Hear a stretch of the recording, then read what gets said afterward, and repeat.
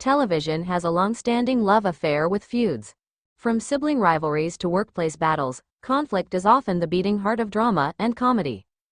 In the world of Young Sheldon, the family-centric prequel to The Big Bang Theory, one of the most talked-about developments in its later seasons is the surprisingly tender, tumultuous, and sometimes chaotic relationship between Georgie Cooper and Mandy McAllister. While their rocky road to romance and eventual marriage is filled with believable conflict, there's something amiss, not in what happens, but in who it happens between. In short, Georgie and Mandy's first marriage features the wrong characters feuding, and young Sheldon cleverly, even if unintentionally, reveals who really should be at odds, and why. The expected versus the effective feud. When Mandy first enters the Cooper universe, she is framed as the classic older girl who's initially out of Georgie's league. Their dynamic is ripe for tension: age difference, class disparity, maturity gap. And once Mandy becomes pregnant, the show pivots into new territory: parenthood, commitment, and, eventually, marriage. Much of the friction is then placed between Georgie and Mandy themselves. They bicker, miscommunicate, and disagree on everything from baby names to wedding plans. And yet, despite the screen time and dialogue given to their arguments, these fights often feel manufactured rather than organic. The emotional heft is missing. Mandy may be sharp-tongued and Georgie may be immature, but at their core, they care for each other. They grow together. Their bickering feels like TV-required turbulence, not true interpersonal breakdown. So where's the real tension? The answer lies in the periphery, in the family members and context around them. The true emotional sparks, the underlying discomfort and generational dissonance, come from characters adjacent to the couple, not the couple themselves. The real conflict: Mandy versus Mary, not Mandy versus Georgie. Let's get honest. Mary Cooper, Georgie's devoutly religious and opinionated mother, should be the main source of conflict with Mandy.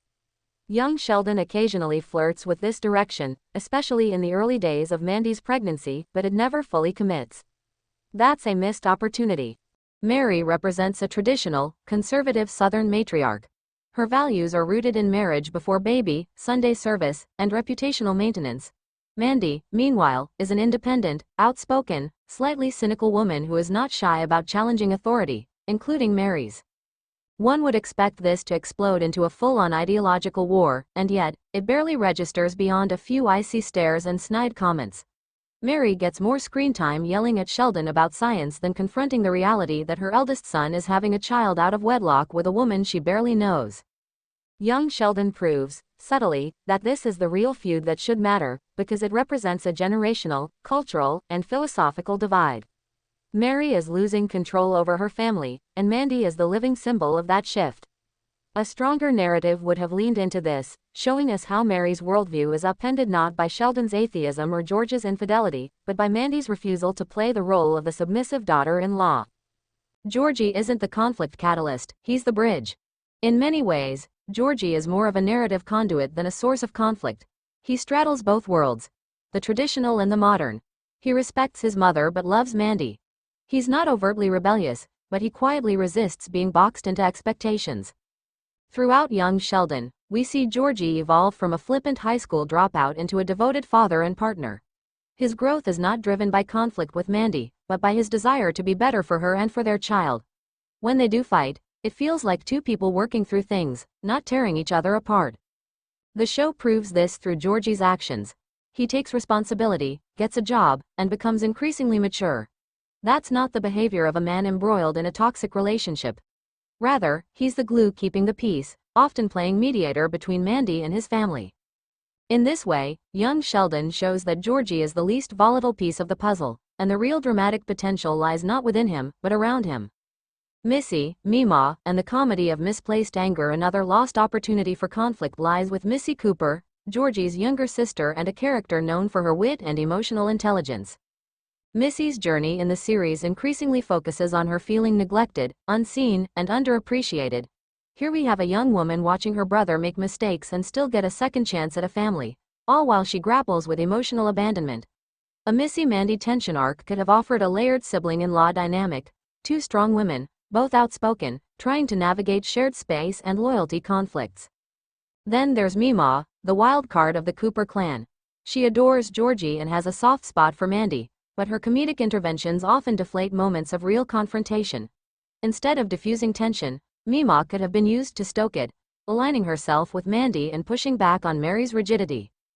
Young Sheldon often sacrifices these potential feuds for laughs or simplicity, and while the humor lands, it comes at the expense of dramatic complexity. Young Sheldon's legacy is in its subtext. Ultimately, young Sheldon doesn't overtly correct the feuding misalignments of Georgie and Mandy's relationship, but it hints at what could have been. The show's later seasons subtly reposition characters, letting us see who's growing, who's stagnating, and who's being left behind.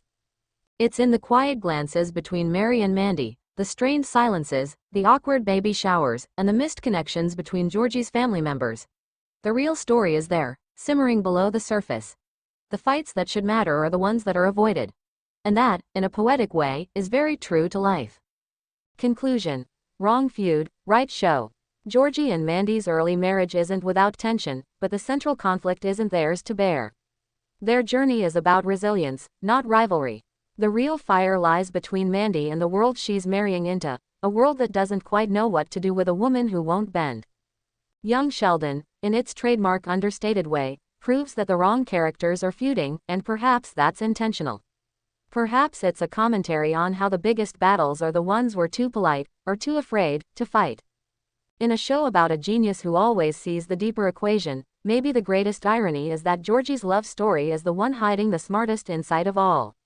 Would you like a follow-up piece exploring what The Big Bang Theory could have done with Georgie and Mandy's future relationship arc?